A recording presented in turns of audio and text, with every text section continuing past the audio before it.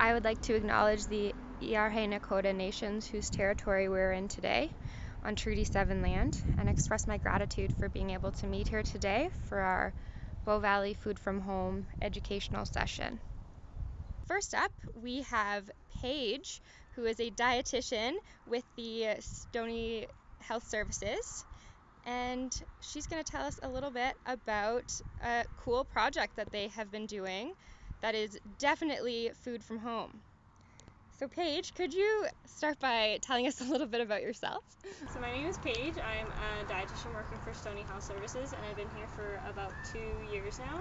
And I was just kind of the one taking a little bit of the lead on the Project Thichachan. Awesome. And could you tell us what exactly is the Project Thichachan? So Project Thichachan, so it is based off of the word Thichachan, meaning chicken. So it's a chicken project that is all centered around food sovereignty and about giving a lot more independence in the community in terms of where they're getting their food from and how they can build a sustainable living off of the food and the food sources in the community.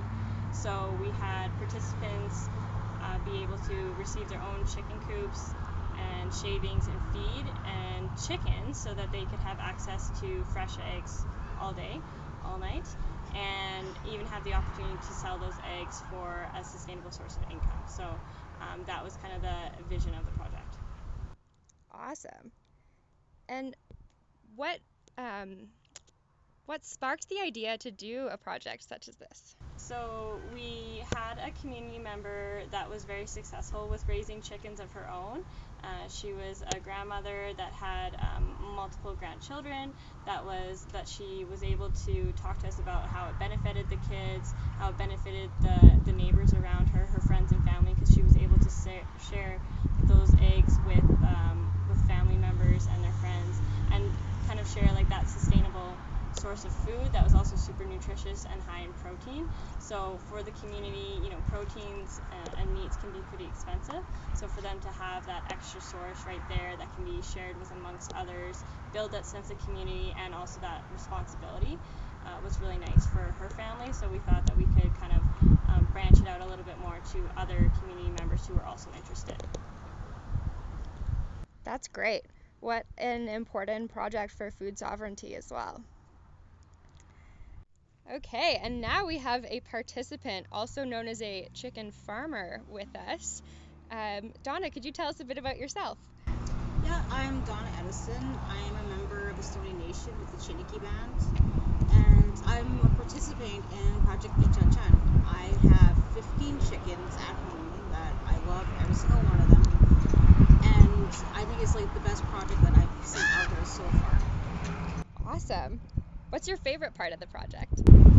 I think it's watching my children take part in taking care of the chickens. They have their responsibilities and they get up every morning and they feed them, they water them, they collect the eggs, they bring them into the house. And yeah, I think it's something for the kids to learn, right, how where food comes from. Instead of just the grocery store, this is where your food's coming from. This is what I love, is teaching the younger generations. So it sounds like your kids are pretty into the project as well then. What would you say you or they have learned from participating in Thichachan?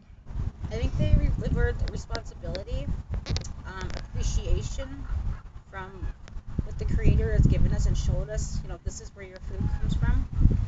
And I think they learned sharing, right? When the houses around want eggs, my sons will go and deliver them, right? Right, and I think to them they're proud. They'll be like, "Yep, I'm going. I'll take it over." So they're learning a lot of good traits, right? Appreciation is one of them. Just appreciate where your food comes from. I always tell them that. And I said that chicken is here because the Creator gave it to you to take care of. You take care of him, and he will take care of you. And I have that mindset on them, and I think all the children should learn that. Yeah, that is such important learning. Wow. Okay, and what types of foods do you tend to make with the eggs? Oh, so almost anything. We've done omelets, we've pickled eggs, and we're actually kind of running out of ideas. We do a lot of baking with them, and we've actually tried cooking them in the fire. I've seen a documentary was actually pretty cool. And yeah, we're looking for different things, but I think the most thing they like is the omelets. Yeah. And the baking with them. Those are all pretty delicious things to do. Yeah. Very interesting cooking them in the fire, though. Do you put it in tinfoil? No, Or... you put them in the coals on the outside. Oh. Right? So you have your fire in the middle, you wait for your coals to get nice, and when they start to cool down, you bury them in the ashes. And about 10 minutes later, you pull them up and you peel them. Yeah. And they do have a smoky taste from the fire, and the kids are like, oh, this is different. Right? I'm like, well, let's try new things, yeah. So cool. Yeah. And some people will pay lots of money for that smoke flavor, so you're creating it all on your own. That's super creative. I love it. I'd like to know, in what other ways do you think this project has impacted the community here? I think it's impacted how when they see that some of us members have chickens, and then they realize, well, yes, we can do it too, right? It's a skill and a trade that is being brought back from the past. Over the couple generations, there was no chickens out here. There was no chicken farms. And now that this program is introducing them to the people, right, I think everybody's catching on, and they want to be part of that, right? That agriculture is something that we should all be part of, and that we should start teaching the children at a young age.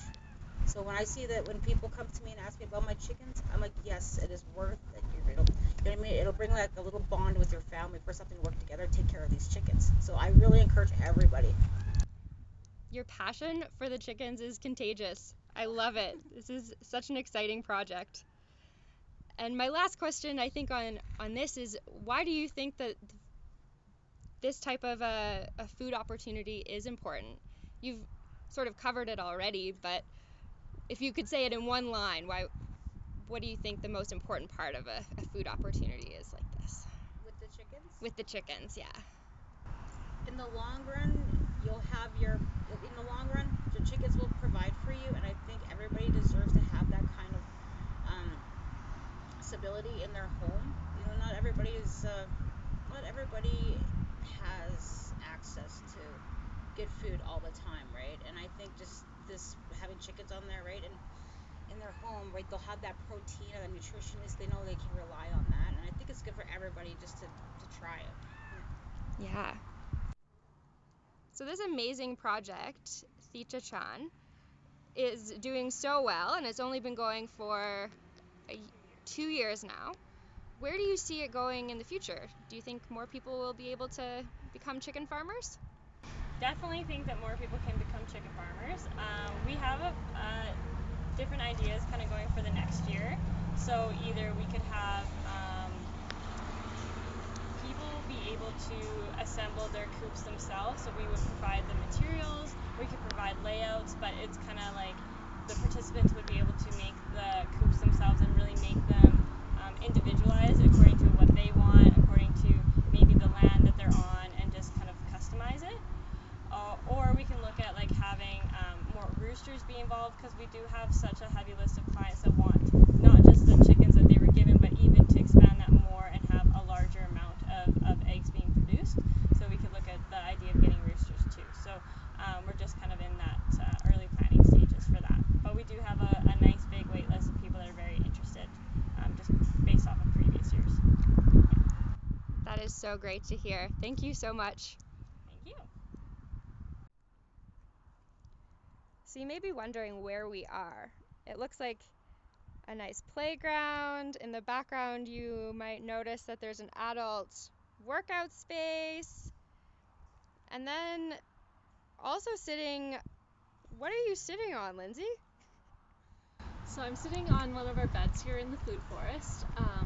So this Food Forest is a community space that was established, this is now its third summer, and it was established to create a healthy community space for gathering and for health practices. So it has both that food forest element as well as the active lifestyle piece. So that includes the playground for kids and adolescents, as well as the outdoor fitness center for adults. So it is really a place that the family can come together to practice these health habits. And around us here, we do have the seasonal gardening beds. So we have a bunch of potato plants. We have some mint, as well as some sweetgrass that comes back every year. Carrots, things like that. A bed of strawberries, just all items that we and our health promoters choose to plant, and we look to get more and more community engagement with the beds and have it be family beds or community beds more so than health center started beds. But with COVID, that's been a little bit tricky, but we'll keep sharing what we grow for now until families are asking to use it on their own. And then around the perimeter of the fitness center and the playground is the perennial food forest. So that's a variety of berry bushes. We have saskatoons, we have cherries, we have pear trees, apple trees, crabapple trees, lots of strawberries and raspberry bushes as well. So there's quite an abundance of variety, and it's just getting itself established right now, and hopefully within the next couple of years it'll be a flourishing food forest with lots of fresh fruit. Such a great community initiative.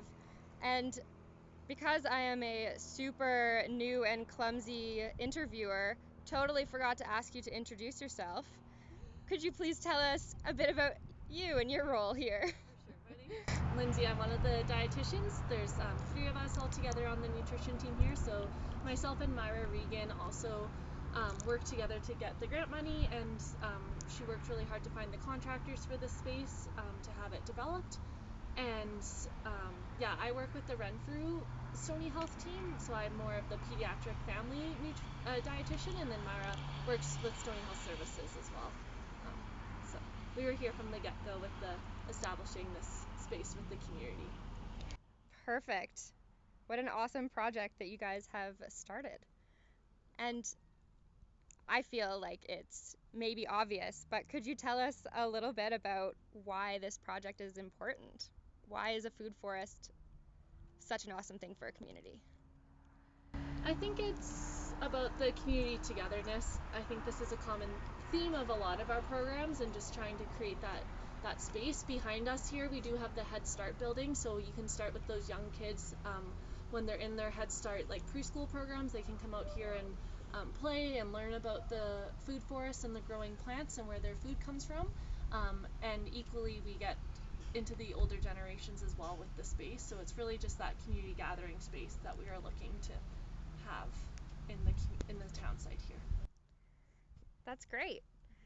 Thank you so much. People coming together with food. It's an important thing.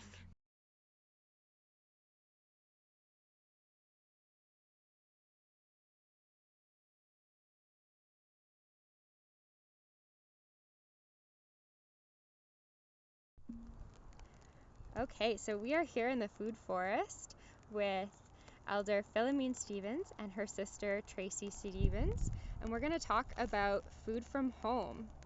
So can we start with introduction? Can you tell us a bit about yourselves?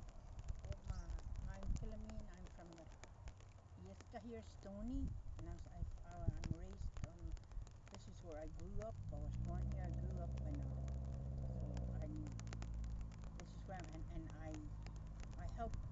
help around the surrounding communities with any knowledge of our culture. I like sharing our culture with different cultures so that they can have a better understanding of our traditional ways. Awesome. Would you like to that? Yeah. Hi, I'm Tracey. I'm the youngest in the family, and yes, I also grew up here. This is our homeland, and yes, we do still carry on our traditional teachings from our parents, and we pass it on to our grandchildren so they can pass it on and continue what we learn as Indigenous First Nation. And that is so important. So thank you for sharing with us as well. Yes. So to start, we'd like to know what your favorite foods are.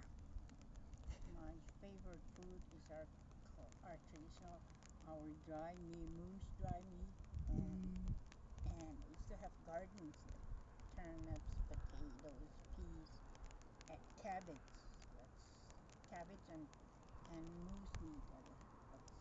We love that the most. Yeah, and our berries that we pick in the summer. Nice. Yeah, that all is making me hungry right now, actually. It sounds delicious. And where do you typically get your food from?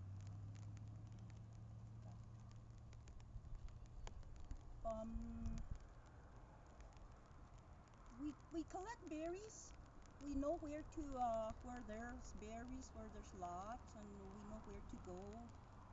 And yeah, that's where we collect our berries. And with our wild meats, we just get my brothers or some nephews to go hunt in the mountains. And sometimes, if we're lucky, our moose is right in our backyard, so we don't have to go far. And yes, from local.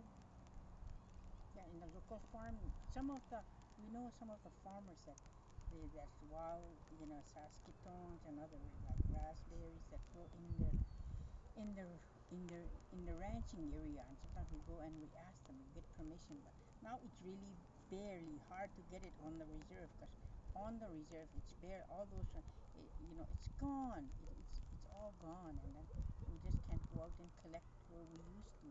And in the forestry too, we have to get a permit to go into the forestry to collect berries, and a permit to go out hunting and all that. We have to follow all through that, which makes it really difficult to get our food that we grew up on, the ones that can.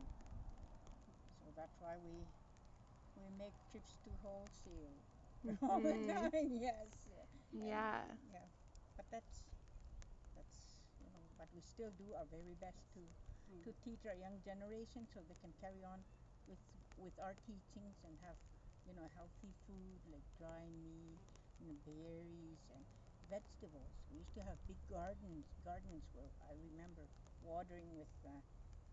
We used to carry our own water from the lake and water our gardens, and then that's what peas, all that vegetables. We just I miss that. So that's it. Hey, we're missing that. Let's try and get that going. So we do that. Wow. And that's great that you're still able to do that the amount that you are. I'm interested, how far was the lake from your gardens that you had to carry the water? From here to the store. Oh, wow. Probably half a mile. Yeah. Must have had lots of muscles. Oh, okay. So, do you play a role in making or sharing food in your community now? Yeah, a role. Yes, we do. We're the role models of our, but then we just keep our culture, our tradition. We're knowledge keepers, that's what they say. Then then they learn from us, and we love sharing to anybody that's interested, so that they can, take part in it. We even invite them to take part in it, so that we won't lose it, and know that we grew up eating those food, and we never got sick from it. So it's important that you're able to share it. Sometimes myself, I cook a bannock, and I go around and give it to the elders that live close to me. I cook, we make lots of beef stew and just take it over to the elders that are, And I remember as in my teens, I remember my mom and some relatives, they lived from the Alexis band, relatives from the Alexis band. I remember mom used to make a whole bunch of dry meats, and then the relatives at Alexis band, they would bring fish, like a whole bunch of fish, and then the mom would trade with them. Perfect. We used to have whole. So food is really a community affair. Yes. Salmon, we get salmon from BC, and we trade with elk meat. Awesome. I just saw a ground squirrel run by. No, she doesn't run. Yeah. Would you say that there are any local foods that have disappeared or changed? local foods have disappeared, yes. I was meaning the wild animals like the deer, elk, and moose. There's not many that it used to be. And sometimes it's hard for us to go out because everywhere is private property and we cannot go into those areas. And yeah. So it's a lot more challenging to actually find Yes, it is. the Yes. food. Mhm. And what are it sounds like some of your staple local foods include the moose meat and elk and berries. Is there anything else that you would say is a We have staple? wild celery. Wild celery? Yes. You can, it's right now it's ready to eat. Mm. Just heat it up in the open fire and then peel it and eat it. Cool. And wild tomatoes. And wild tomatoes? Yes, wild tomatoes. The rose hip berries. Those are wild tomatoes. Oh. And there's wild onions out there too.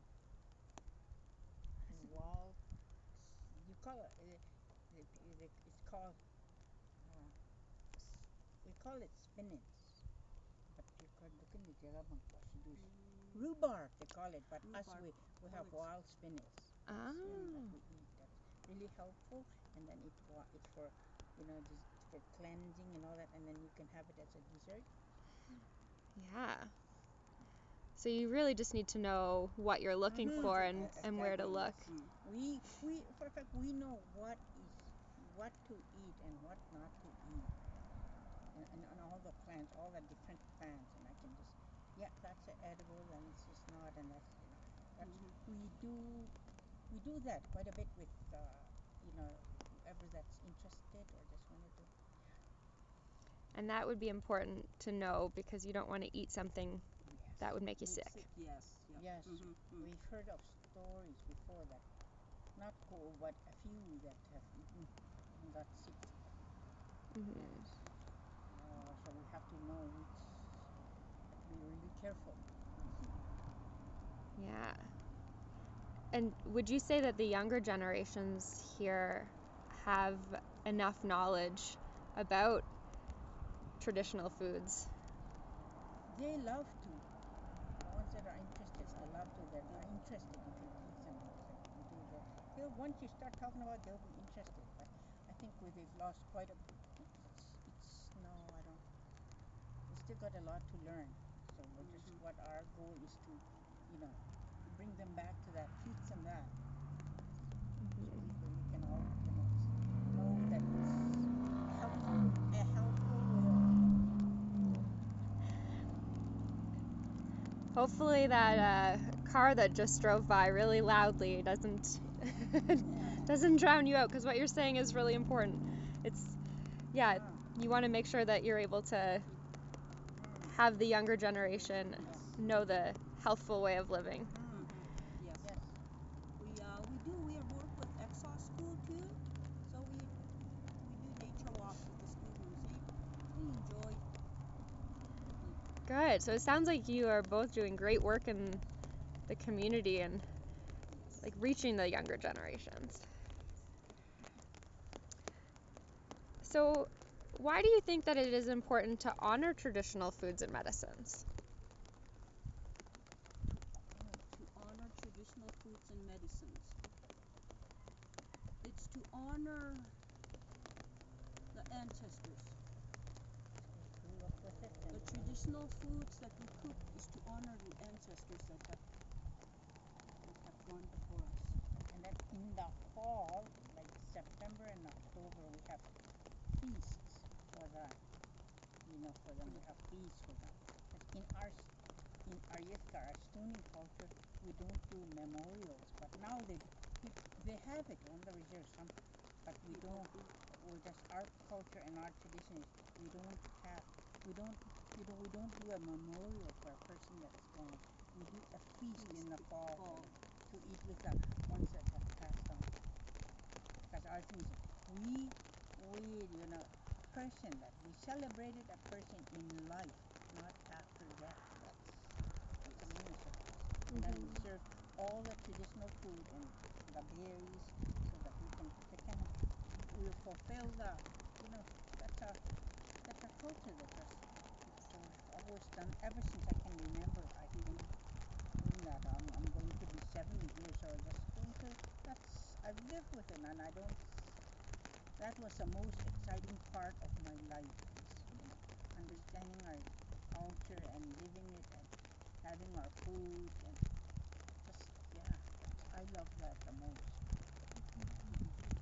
We learn from our ancestors and it's passed on from generation to generation. And now with our truth and reconciliation, we see I would love anybody, any other culture. We were taught to respect other cultures too. I would love to learn from them, and I would love for you guys to learn from us so that we can celebrate that and enjoy it. Yes. Be a better understanding and have healthful way of living.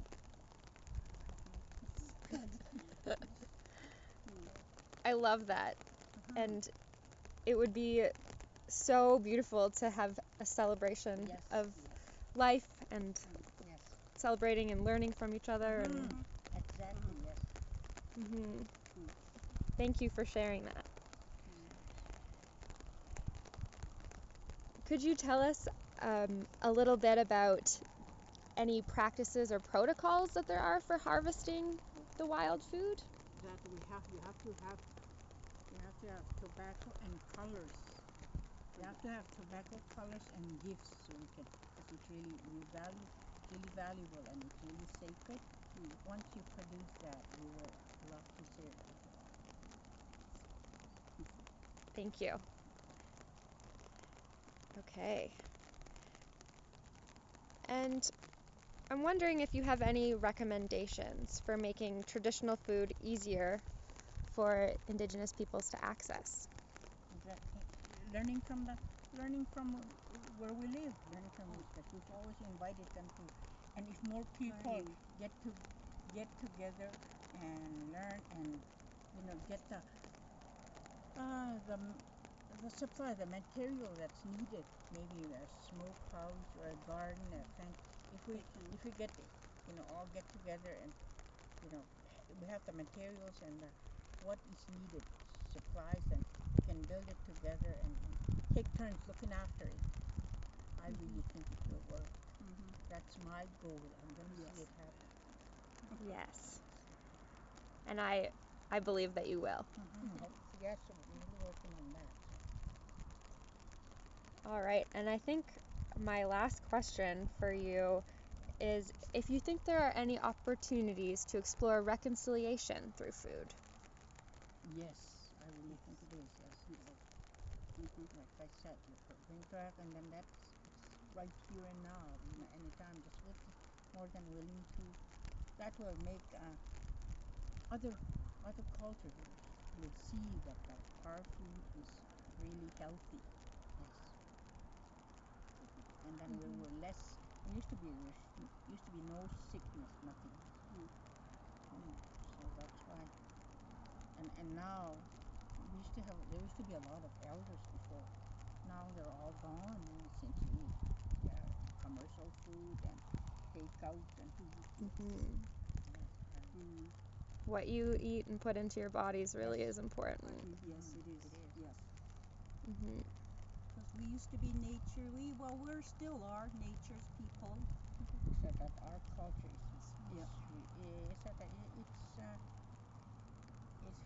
it's educational. Anything is educational, and we share it with anybody else.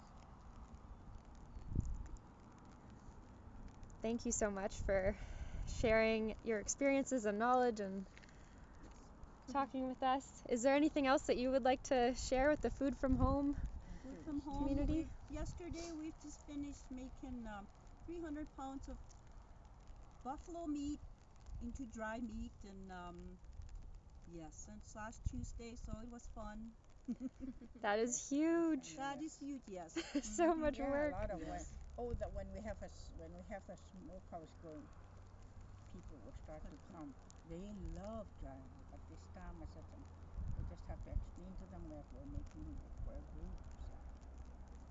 Okay. They love Because that. mom used to make lots of dry meat. We helped her. And when people come and visit, she would give them some dry meat That's and our some way. wild meats and Sharing. So they'll go home. And as growing up, we seen that. So me and my sister, we still continue what mom has taught us, feeding other people. Yeah, you teach it Yes. to your children, your grandchildren, so they can carry Mhm. that on. So we can keep. Yes, that's what we've been doing, and it really. We love it. We just love doing Yes. that, sharing Mhm. anything and everything in our culture and our traditions. We're more than willing to share it with anybody. And with the food court, we were looking into having a food truck, which we still are, so that we can take it out to the communities and they can taste our food. That would be such a cool Yes. thing. Oh my gosh. Well, I look forward to hearing about your food truck in the future. Yes, Mhm. All right. Well, thank you again so much.